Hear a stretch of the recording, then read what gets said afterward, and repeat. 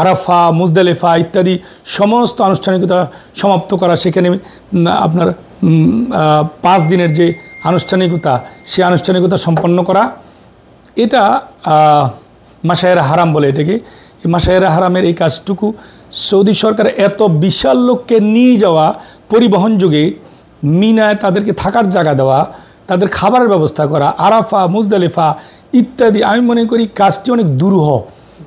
Saudi সরকারের এই যাত্রাটাকে সুন্দর করার জন্য, বিড়ম্বনাহীন করার জন্য অনেক প্রচেষ্টা আছে এবং আমি মনে করি এটা উত্তমভাবে করার চেষ্টা করছেন এবং এখনও পর্যন্ত আমি স্যাটিসফাইড। এবছরের মিনার ম্যানেজমেন্টে আমি স্যাটিসফাইড যে মিনার তাঁবুগুলো আগেই বুঝিয়ে দেওয়া হয়েছে। আগে আমাদের এজেন্সি সেখানে পরিদর্শন করে দেখতে পাচ্ছে যে তাঁবুটা কেমন, লোকেশন কেমন, কতটুকু স্পেস দেওয়া হলো ইত্যাদি। এটা একটা ভালো বিষয়। তো আমার কাছে মনে হচ্ছে যে এবছর মিনার অবস্থানটা আরও অন্যান্য বছরের তুলনায় অনেক ভালো হবে।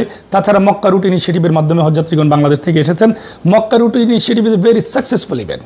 এটা অনেক অসাধারণ।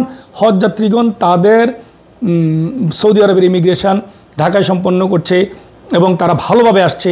ঢাকায় 20 সেকেন্ডের মধ্যে একজনের ইমিগ্রেশন সম্পন্ন হয়। এর বাইরে এবছর মক্কা রুটের একটা আমি ইউনিক বিষয় বলি যে যারা ডিজেবল এবং যাদের হুইলচেয়ার ব্যবহার করে তাদের জন্য তারা ট্যাব নিয়ে গেছে। তারা সেই হজযাত্রী কিন্তু কিউতে দাঁড়াইতে হয় নাই ঢাকা এয়ারপোর্টে মক্কা রুটের ইমিগ্রেশনের জন্য।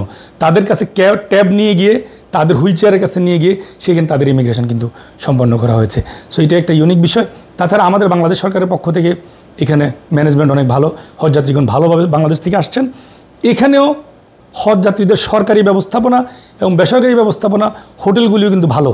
যার যার প্যাকেজ অনুসারে কিন্তু সবাই আপনার হোটেল এবং আবাসন ইত্যাদি পেয়েছেন।